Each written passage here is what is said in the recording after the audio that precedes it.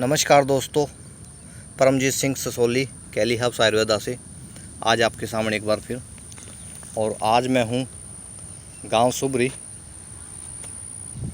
हदोया district Yamunanagar के पास। और दोस्तों, ये जो आप देख रहे हैं ढोंचे का खेत है, बहुत ही शानदार जो है ढैंचा आप इसमें देख रहे हैं। और इसके पीछे एक लॉजिक है। तो दोस्तों, ये जो ढैंचा है, ढैंचा की हमने बिजाई जो है इस बार कराई थी। मेरे जितने भी मेरे साथ किसान जुड़े हैं, मैंने सबसे एक अपील की थी कि हम जो है ना ग्रीन मैन्योरिंग के लिए कुछ ना कुछ हम ज़रूर करें। तो उसी का एक रूप जो है ये ढौंचा जो है हमारे सामने है, इसके ऊपर हम चर्चा करेंगे। लेकिन उससे पहले जो है मैं जो है आपको एक बहुत ही बेहतरीन एक प्रयास जो है हमने जो मिलके किया है, उसका बड़ा अच्छा जो है रिज़ल्ट हमें देखने को मिला है। इस ढांचे की अगर मैं बात करूं, आज से 15 दिन पहले जो है इसकी पोजीशन बहुत डाउन था, ये बहुत ही कुछ और थी। और हमें उम्मीद नहीं थी कि ये इस लेवल तक चला जाएगा आने वाले 15 दिन के अंदर। तो अब जो है क्या पोजीशन थी, क्या हमने इसके ऊपर यूज़ किया और क्या उसका इम्पैक्ट आया, उसके बारे में जो है हम अभी चर्चा करेंगे। मेरे साथ किसान हैं और बहुत प्रोग्रेसिव किसान है, बड़ा डीपली जो है किसी भी चीज़ को जो है उसके ऊपर काम करते हैं पहले, फिर जो है उसको अप्लाई करते हैं। तो माता जी, आपका नाम क्या है? राजबाला चौधरी। राजबाला चौधरी जी, ठीक है। सुबरी गांव है ये? उगाड़ा है। उगाड़ा गांव, हाँ जी। ठीक है। तो जब ये हमने ढैंचा जैसे बिजाई किया, बिजाई करने के बाद जो है लगभग 15-20 दिन पहले शहर में आया था जी, तो तब ये बड़ा डाउन था। हाँ जी। तो क्या अब में लगता था कि 15 दिन में हमारी इतनी ग्रोथ हम ले सकते हैं ना इससे? जी ना, एक खेत इसके साथ था, वो बा दिया। मैं कहा भाई ये तो तंग ग्रोथ नहीं करेगा, लेगा। नहीं ले रहा। तो इसमें फिर आपने वो स्प्रे का पाउच जी, दिया हमें, जी, जी। वो स्प्रे किया तो आपके सामने है रिजल्ट। तो स्प्रे की जो हम बात कर रहे हैं, स्प्रे असल में स्प्रे क्या है, जो मैं आप सब से भी जो है मैं यही रिक्वेस्ट कर रहा हूँ, बहुत सारे फार्मर जो हैं अब इसको अप्लाई कर रहे हैं, बहुत अच्छे जो हैं, बड़े एक्सट्रीम उसके रिजल्ट ले रहे हैं। हम क्या कर रहे हैं, जैसे 10 kg DAP, 10 kg पोटाश और उसके साथ जो है काया कलश आपने ले लिया और उसके साथ गुड़ ले लिया आपने, और उसको फर्मेंटेट हम करते हैं लगभग 10 से 12 दिन के अंदर। और उस घोल का हमने इसके ऊपर स्प्रे, मैं आपको बोल के गया था कि उसका स्प्रे आप स्प्रे दो। बिल्कुल वही दिया। तो जब आपने इसके ऊपर स्प्रे दिया तो कितने दिन के बाद और क्या रिजल्ट आपको मिला? चौथे दिन ये पता लग गया था, मैं कहा इसमें तो कुछ हो रहा है भाई। फिर अगले दिन माता जी नहीं देखते थे, फिर उनको दिखाया। मैं कहा माता जी कुछ चेंज है जी, थे तो हो गया भाई, तेरा तो कह रही थी नहीं होगा। मैं कहा ठीक है ये ना जी, ये स्प्रे के बाद एकदम गया। चौथे दिन क्या तीसरे दिन रंग पलटा इसने पहले जी, उसके बाद एकदम ग्रोथ, एकदम से ग्रोथ हाँ। हो गया। पानी का भी रखा पूरा इंटेक जी, जी, भाई, जी, सूखने नहीं दिया। एक ठीक। बार सुखाया पूरा जी, भाई, थ्रेड पट जाए ताकि तो जो पानी देंगे हम एकदम ऑब्जर्व हो जाए अंदर। जी, जी, जी, तो बस उसके बाद ये है ठीक अभी है। इसकी तो अब बढ़िया है, मतलब हाँ इसको जी बिल्कुल। बाई की तैयारी है इसकी, आज छूटा है पानी, जी, कल इसकी बाई कर देंगे। कल इसको बुआई। हाँ 2-4 दिन गलेगा फिर और गिरेगा। एक चीज़ और भी कहूँगा, जब इसकी हम बुआई करेंगे तो बुआई का मतलब ये है, इसका फ़ायदा तब भी है अगर इसको साथ के साथ या तो इसमें पहले पानी लगा दिया जाए, हाँ, या बुआई करने के बाद बाद साथ के साथ इसमें पानी लगा दिया जाए, इसमें तब पानी- इसका फ़ायदा होगा। हाँ, और पौध में भी कुछ दिक्कत आई थी हमारे को। और पौध मेरी बिल्कुल जैसे एकदम रुक जाती है ना हाँ ग्रोथ, जी। वो होगी। हमने कोई भी कबाड़ का जो कोई हाँ, स्प्रे किया था उसमें उसमें, नॉमिनी गोल्ड कर दिया था और उससे उसका जो उसने- है उससे बैठ गई थी हाँ, पौधे बैठ के गया। बाद। तो फिर उसका स्प्रे तो नहीं किया जी। मैंने, बोतल में डाल के ऐसे ही छींटा दे दिया, जैसे पानी में छिट्टा दे दिया हाँ, हमने। जैसे इसमें देते हैं ठीक है। कबाड़ की दवाई का जी, जी, सुराख करके, हाँ जी। और 1 लीटर ले पौध में क्या रिजल्ट मिले अपने को? पौध चौथे दिन भैया पहले तो लगे कहने कि ये अभी नहीं हुआ आपका पौध तैयार। जी, वो मैं कहा तुम कल आना, नहीं आया, कल अगले दिन आया, ये तो तैयार है अभी दीदी, हम लगा देते हैं, आप पानी छोड़ो। मैं कहा चल अच्छा। मतलब पौध में भी 3 दिन बाद रिजल्ट हमारे सामने था। हाँ बिल्कुल, इसमें कुछ- ठीक है, ये चीज़। ठीक है। तो ये एक्चुअली क्या है, हमारे रेगुलर जो है मेरे फार्मर हैं और मेरे साथ जुड़े हुए हैं, और पिछले काफ़ी टाइम से जो है कैली हब्स का आयुर्वेदा से अटैच हैं और उसको रेगुलर जो है उसको यूज़ कर रहे हैं, और उसके रिजल्ट्स जो के बारे में हम पहले भी डिस्कस कर चुके हैं। हाँ ना जी ना, है इसमें कोई शक नहीं। जी, तो अब मैं बात करता हूँ कि इसकी हमें ज़रूरत क्या है। आज जैसे नज़दीक ले लो कैमरा थोड़ा। आज की डेट में अगर आप, मैं सभी फार्मर्स को ये कहना चाहूँगा कि अगर आप अपनी सोयल की टेस्टिंग कराओ तो एक जो एलिमेंट है ऑर्गेनिक कार्बन, सबसे कमज़ोर जो कड़ी हमारी खेती की है वो ऑर्गेनिक कार्बन है। हमारा जो ऑर्गेनिक कार्बन है मैक्सिमम फील्ड का वो 0.3 या 0.4 के आसपास समथिंग है, और वही एक बहुत बड़ा कारण है कि आज हम अपने खेतों से अच्छा प्रोडक्शन नहीं ले पा रहे हैं। जिसको पीएच कहते हैं। पीएच अलग चीज़ होती है, ऑर्गेनिक कार्बन एक अलग एलिमेंट है। जैसे हम देसी खाद डालते हैं ना, जी जी। देसी खाद डालने से क्या है, उसका जीवांश कार्बन बढ़ता है।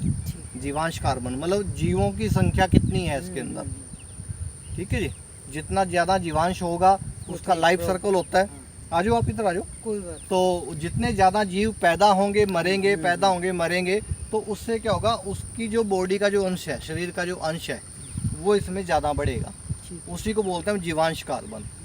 और तो उसको इंग्लिश में बोल देते हैं ऑर्गेनिक कार्बन। ऑर्गेनिक पहले लिक्विड भी देते थे बोतल में। हाँ, वो बैक्टीरिया देते। बैक्टीरिया। अब इसका हमारा बीजने का मकसद भी क्या है कि ये हमने बीज दिया, अब ये बीज दिया, अब हम इसको कटिंग करेंगे। इसमें जी जोक भी होने का खतरा है। मेरे वहाँ फार्म पे जोक होगी थी, लगाने वाली भाग गई थी। कहते जी इसमें तो जोक होगी, वो कई दिन सड़ता रहे ना। जी जी जी। तो जब ये सड़ेगा तो सड़ने का प्रोसेस क्या होगा, इसके अंदर जीवांश बढ़ेगा तभी सड़ेगा ये।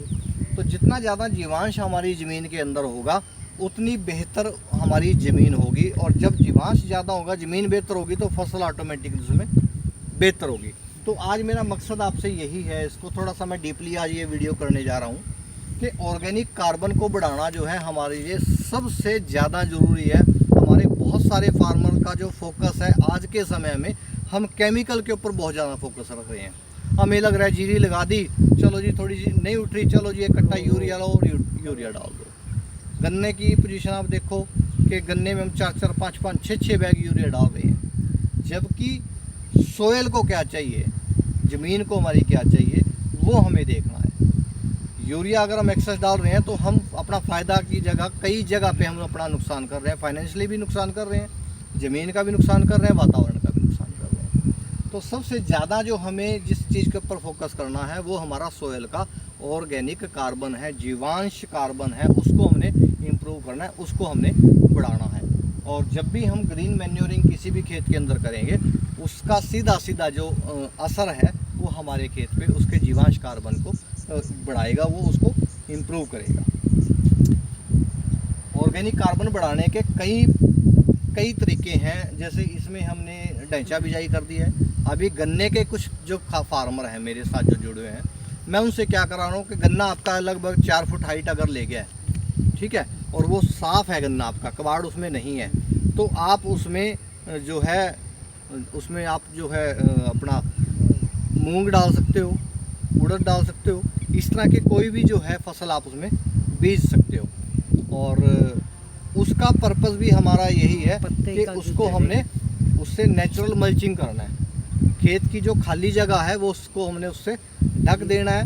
वो उससे ढकेगी तो उसके मल्टीपल जो है आपको उसके फ़ायदे होने हैं। क्योंकि सबसे पहला फ़ायदा तो जो डायरेक्टली हमें समझ में आएगा, नाइट्रोजन फिक्सेशन का। यूरिया जो हम डाल रहे हैं वो डालने की ज़रूरत नहीं है। ये जो हमारा एटमॉस्फेयर है, जो वातावरण है, इसके अंदर सबसे ज़्यादा है ही नाइट्रोजन। 78% नाइट्रोजन है। वो नाइट्रोजन का फ़ायदा जो है हम फ्री में ले सकते हैं अगर हम इस तरह से कोई भी फसल हम अपनी उसमें बीजते हैं।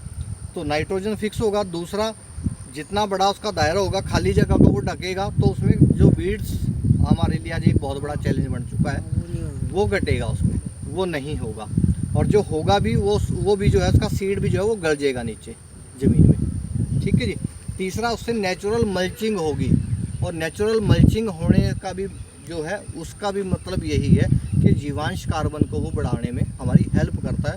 और अगर इसको आपने प्रैक्टिकली कहीं पे देखना है, जिसके भी किसान भाई के खेत में गन्ने के खेत में आपने पत्ती को रखा हुआ है, पत्ती छोड़ी हुई है, मैंने किया जी, ठीक है ना, तो उस पत्ती को आप अब हटा लो, थोड़ा सा हटा के देखो और अपनी ज़मीन का टेक्सचर आप देखो, उसमें आपको बहुत तरह के जीव जंतु जो है वो मिलेंगे।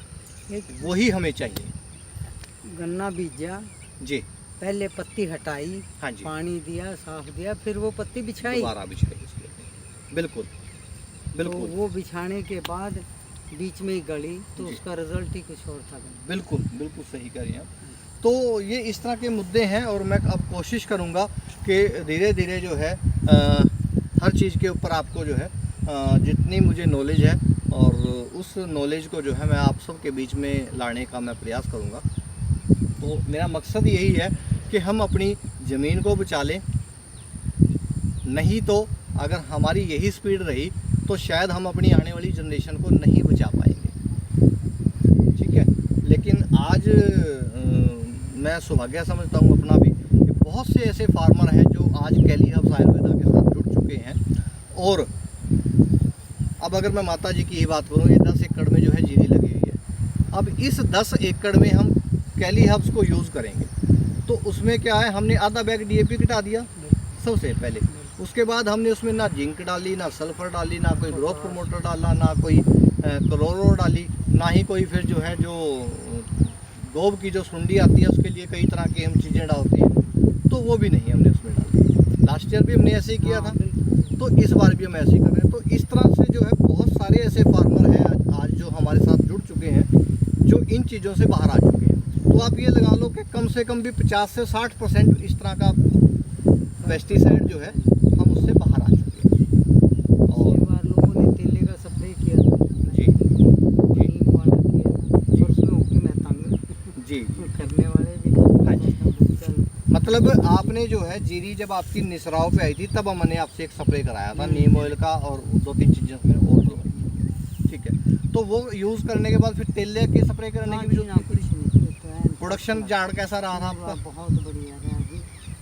ये वाले खेतों में तो गड़बड़ हो गई थी क्योंकि ज़्यादा पकी थी पूरी जी 6 कनाल में मेरी 30 कुंटल गिरी।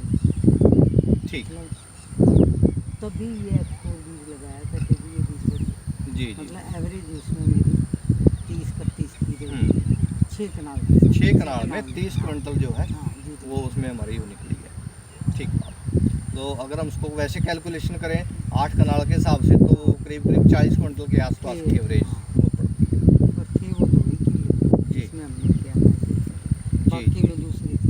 अब की बार उसी हिसाब से लगाया भाई, सब ये करेंगे हाँ, और फिर देखेंगे कि और क्या। लास्ट ईयर हमने यूज़ भी कम एकड़ में किया था, हाँ, है ना? ये इसमें 2.5 में किया। 2.5 एकड़ में ही यूज़ हाँ। किया था कि हम इसके रिजल्ट आए देख तो लें। वहाँ के लिए थे ना, फिर वो जी। वापस दे दिए। जी जी। तो इस बार जो है 10 के 10 एकड़ में 10.5 के 10 साढ़े 10 हाँ, एकड़ में हम इसको सारी यूज़ कर रहे हैं। तो इसी के साथ शुक्रिया, धन्यवाद।